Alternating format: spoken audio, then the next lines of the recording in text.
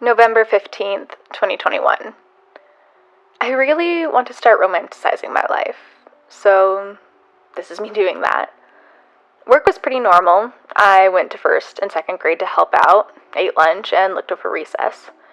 And after dealing with a situation and watching how kids treat each other without a second thought, it made me realize how important it is to teach emotional empathy and understanding at a younger age. It's difficult to grasp.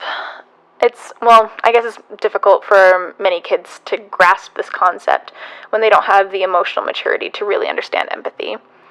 Regardless, it's really important for them to learn that.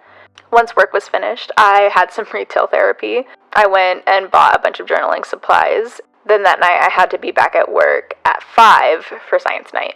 I got to hang out with my cute coworkers and hand out tiny pumpkins. Honestly, it was just a crazy night because I also traveled down to Cedar with my family.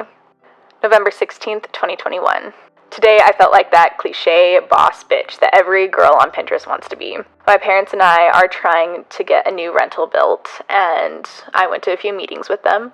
We went and met with the builders as well as the zoning office. I felt like we didn't get as much info from the builders as I would have liked, but the zoning went much smoother than I anticipated. I thought there would be more hoops to jump, and we were able to make great progress. That being said, you can't have everything. And the thing I couldn't have was not having to go to work the next morning and, also drive all the way back from Cedar to northern Utah. November 17th, 2021. Today felt like Monday all over again after not coming in yesterday.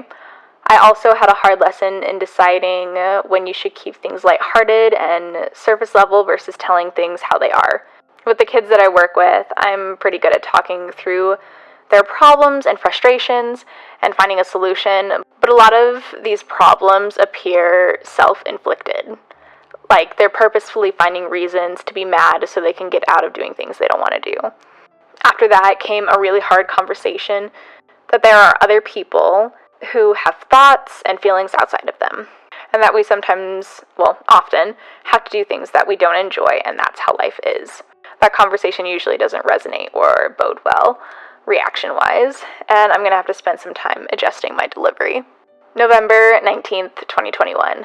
Chase got sick yesterday, and thankfully it's not COVID. He was feeling a bit better today, but we were both feeling a bit cabin feverish, so we went for a drive.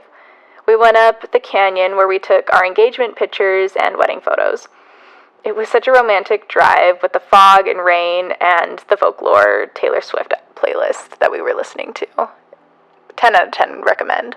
November 20th, 2021. I sat around most of the day and did a bit of editing. Chase is all better besides a headache, but he did sleep most of the day.